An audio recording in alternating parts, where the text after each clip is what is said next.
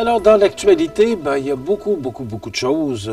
D'abord, sur la scène locale et régionale, la MRC de Montmagny qui adopte un tournant technologique dans les opérations municipales. C'est de la formation qu'on a donnée aux directeurs généraux, aux maires et à tous les employés concernés concernés par l'intelligence artificielle.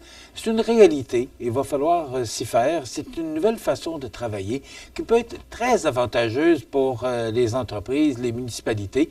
Et c'est la MRC qui a pris les devants là-dedans pour former son monde, parce que la MRC, on appelle ça les municipalités régionales de comté, donc c'est ce que la MRC réunit toutes les municipalités de la ville de Montmagny, pas de la ville, c'est la MRC de Montmagny qui réunit toutes les municipalités dont fait partie Montmagny, mais toutes les municipalités Saint-Pierre, Saint-François, Berthier, Saint-Lucie-de-Beauregard, Saint-Fabien-de-Panay, Saint-Paul, en fin de compte, c'est toutes les municipalités. Alors, toutes ces municipalités ont été concernées par cette formation.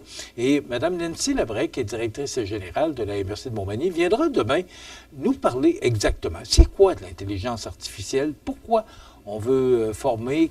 Quels sont les avantages de l'intelligence artificielle, particulièrement pour nos municipalités? Parce que, justement, cette formation-là s'adressait aux maires et aux directeurs généraux des municipalités de la MRC de Montmagny. Donc, avec Mme Labrec, demain, on vous parlera de l'intelligence artificielle. Et on se dit innovateur, on se dit en avant au niveau du développement de l'intelligence artificielle à Montmagny. Donc, Mme Labrec là, nous précisera où on en est rendu avec l'intelligence artificielle, mais ça commence. Alors, imaginez-vous qu'il peut y avoir, et même déjà, nous, on utilise à certains égards quelques soubresauts parce que c'est pas encore très développé, mais déjà, l'intelligence artificielle nous aide dans le développement de notre entreprise.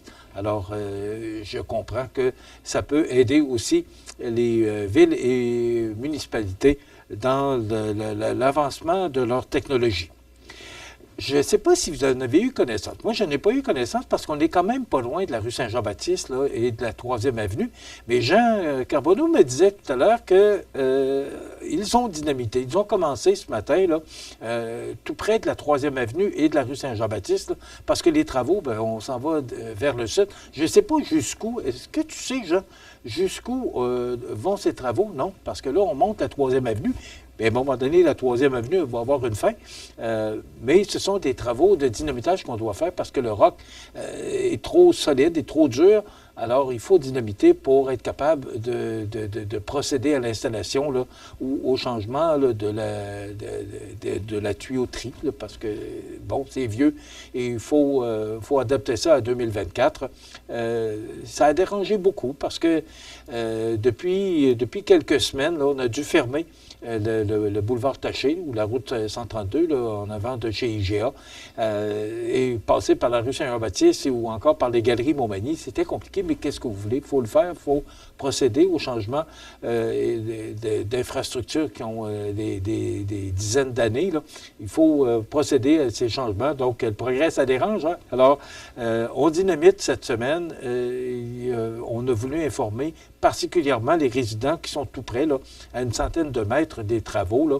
Il y a des gens, les dynamiteurs, qui sont allés voir, qui devaient aller voir les résidents qui étaient tout près pour les informer là, de la façon de procéder. Alors, ça doit se terminer ou ça doit se poursuivre tout au cours de la semaine pour qu'on puisse passer là, ce petit bout de roc là, qui nous empêche là, d'installer la tuyauterie. La promenade de Gourmande qui atteint ses objectifs, quelle belle promotion. C'est plus de 20 entreprises là, qui étaient concernées par cette belle promotion qui était la promenade Gourmande. Et il y a eu un sondage. Et ce sondage explique que les entreprises, entre autres, ont découvert de nouvelles clientèles. Et aussi, c'est que les clients ont découvert de nouveaux produits. Alors, bravo, parce que c'est mission accomplie, c'est ce qu'on recherche, c'est de faire connaître, oui, nos produits du terroir, mais aussi qui les produit, ces produits du terroir-là. Alors, je trouve tellement que c'est une belle promotion. C'était particulièrement adapté pour Montmagny et les îles. Donc, ce sont des entreprises là, de Montmagny et de Lillet là, qui étaient concernées par cette belle promotion de la promenade gourmande. Donc, une belle promotion à refaire. J'espère que l'an prochain, on va avoir l'occasion de vous parler à nouveau de cette belle promotion qui était la promenade gourmande. D'ailleurs, il y a deux personnes qui se sont méritées un beau panier. Là. Attendez peu que je les retrouve. C'est Mme Véronique Bergeron et Patricia Guimont qui ont remporté un magnifique présent offert par les entreprises participantes, un panier de tous les produits des entreprises participantes. Là.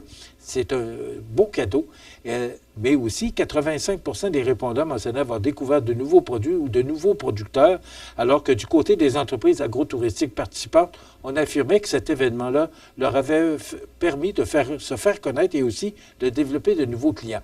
Alors, mission accomplie, ça a été un succès. Et NASCAR était chez nous en fin de semaine. C'est un autodrome rempli. Les gens se sont présentés. De toute façon, il faut comprendre là, que l'autodrome Montmagny fonctionne parce que, puis vous n'en entendez pas beaucoup ou peu parler, mais c'est une entreprise qui fonctionne très bien parce que les courses au Québec, ça va très bien. Et aussi, ça va tellement bien que ce sont des gens particulièrement là, qui sont intéressés par les courses. Là. Il y a différents circuits, j'ai cherché le mot, là. Il y a différents circuits au Québec et ces gens-là vont dans les différents circuits. Montmagny faisait partie en fin de semaine de ce circuit et il y avait du monde et les gens ont répondu présent pour... c'était la fin de la saison NASCAR et la semaine dernière, Raphaël Lessard, qui était notre invité, qui est un coureur automobile, nous expliquait qu'il y a beaucoup de monde, qu'il y aurait beaucoup de municipalités ou villes qui auraient apprécié avoir NASCAR Canada chez eux. Mais c'est Montmagny qui l'a eu. Alors, on va écouter le reportage de Mario Lacombe. Rappelons d'abord que ce reportage a été réalisé samedi pendant les qualifications et que les résultats finaux vous seront transmis un peu plus tard sur nos ondes. 3 Québécois étaient en lice pour mettre la main sur le championnat. Il s'agit de Marc-Antoine Camiran, Kevin Lacroix et Andrew Ranger. En ce qui concerne celui que l'on peut qualifier de vétéran, Andrew Ranger, il a commencé à courser dans la série NASCAR il y a 17 ans et il était à ce moment le seul Québécois. Marc-Antoine Camiran était le meneur au début de la compétition samedi avec sa voiture de l'équipe GM Paillé. Le coureur de Saint-Léonard d'Aston détient 20 points d'avance sur Kevin Lacroix et 22 sur Ranger après 12 épreuves. Seule une grosse malchance pour Marc-Antoine Camiran, un bris ou encore un accrochage pourrait le forcer à l'abandon. Un trophée attend le vétéran de 45 ans s'il termine au minimum 15e sur 22. Finalement, Marc-Antoine reconnaissait que c'était assez spécial de voir 3 Québécois dominer cette série longtemps menée par des Ontariens. En résumé, la série NASCAR Canada était en piste pour les pratiques et qualifications ce samedi et faisait sa course pour la finale du championnat 2024 ce dimanche. À savoir que le samedi, il y avait également en piste un programme avec la série ACT Québec, Sportman Québec, Légende et Sport Compact. Pour ce qui est de dimanche, c'est l'événement NASCAR Canada, une course unique cet été, le moment où a été connu le champion pour 2024. Si on vous parlait un peu de l'autodrome de Montmagny, c'est un circuit de course qui accueille différentes classes et séries de haut calibre depuis 30 ans. La piste a vu le jour en juin 1994. À cette époque, seule une piste de 1,5 mille en terre battue occupait le site. En 1998, fut construite la piste de 3/8 de mille en asphalte et en 2014 fut complétée les améliorations apportées, dont une piste d'accélération de 1/8 de mille ainsi qu'un circuit routier de près de 2 km asphalté. Finalement, c'était une très grosse fin de semaine au NASCAR à l'autodrome de Montmagny.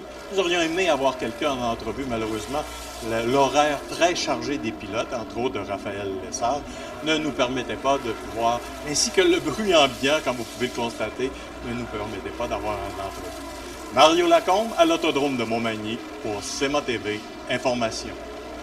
Dans le Journal de Québec de ce matin, je vous montre la photo de Régent Blais, qui est directeur général, attendez un petit peu, je vais vous dire son titre, là.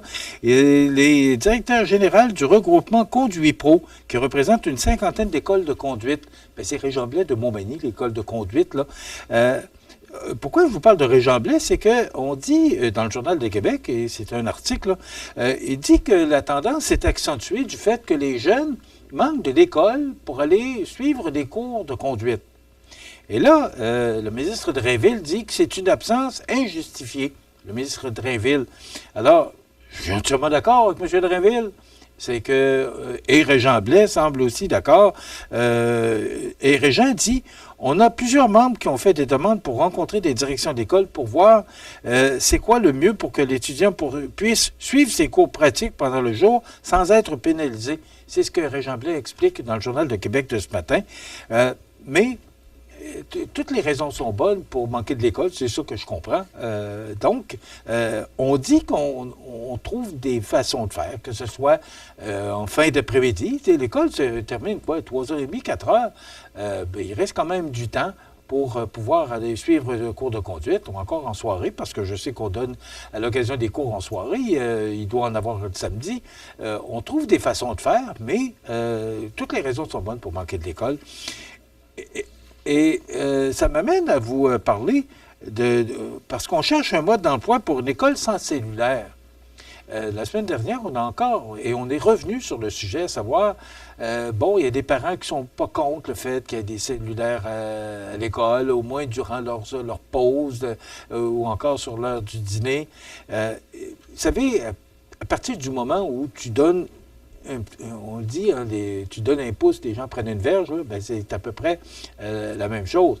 Là, ce qu'on dit, c'est que pas de cellulaire dans les écoles. Il me semble que la règle devrait être claire et ça évite, justement, là, il peut le prendre, il peut l'emmener, il va être dans son casier, puis là, pendant la pause ou pendant le changement de local pour les cours, là, il va aller voir s'il y a eu des messages sur son cellulaire. Alors, ça devrait, c'est tout ou pas en tout. Excusez-moi l'expression, mais c'est ça que ça devrait être. Alors, on est encore à chercher une façon de faire là, pour le cellulaire à l'école, mais ça devrait, et c'est ce qu'on veut, c'est interdire le cellulaire à l'école, tout simplement, et je pense qu'on ne peut pas être en désaccord avec ça. Et là, des municipalités de l'Est qui mettent de la pression sur la CAQ, M. Vallière, qui est maire de Saint-Vallier, qui travaille fort là, à obtenir des réponses claires pour le troisième lien. On sait que la MRC de Bellechasse travaille fort pour avoir au moins des réponses claires du premier ministre sur son projet ou son idée d'avoir le troisième lien. Et on sait que pour notre région, le troisième lien, ce serait vraiment pour nous, économiquement, là, pour jusqu'à Gaspé, ce serait extrêmement bon pour nous. Alors, M. Vallière, qui est un porte-parole très actif à ce niveau-là. Ça complète notre émission pour aujourd'hui. Demain, on reçoit Mme Nancy Labrec, qui est directrice générale de la MRC de Montmagny, qui viendra nous parler de l'intelligence artificielle. Je vous souhaite une excellente journée. À demain.